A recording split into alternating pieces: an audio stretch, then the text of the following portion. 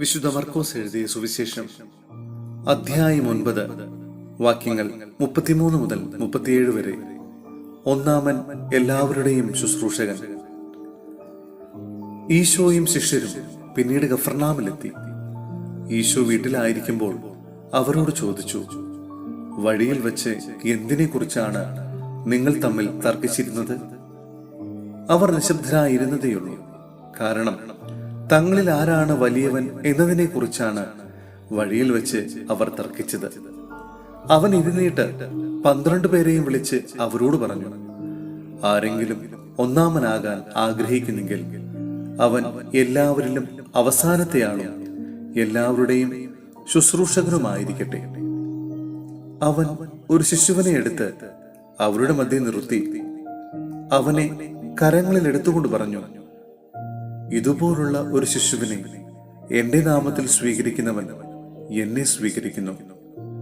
എന്നെ സ്വീകരിക്കുന്നവൻ എന്നെയല്ല, എന്നെ അയച്ചവനെയാണ് സ്വീകരിക്കുന്നത്. സഹോദരരെ, വിശുദ്ധ പൗലോസ് ശ്ലീഹ എഫെസോസ്യരുടെ സഭയ്ക്ക് എഴുതിയ ലേഖനം അധ്യായം 6 വാക്യങ്ങൾ 10 മുതൽ 17 വരെ.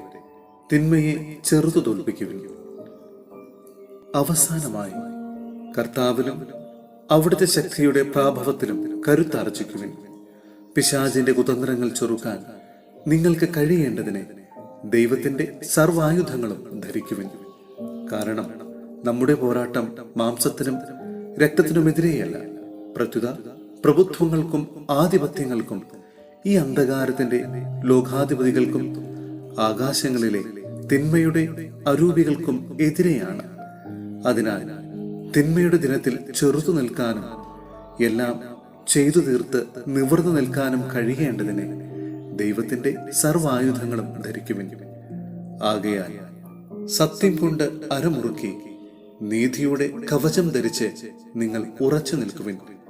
സമാധാനത്തിന്റെ സുവിശേഷത്തിനൊരുക്കമായി പാദരക്ഷകൾ ധരിക്കുവിൻ.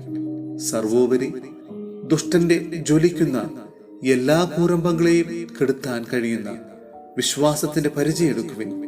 രക്ഷയുടെ വടത്തുപ്പിയും ദൈവവചനമാകുന്ന ആത്മാവിന്റെ വാളുമെടുക്കുവിൻ.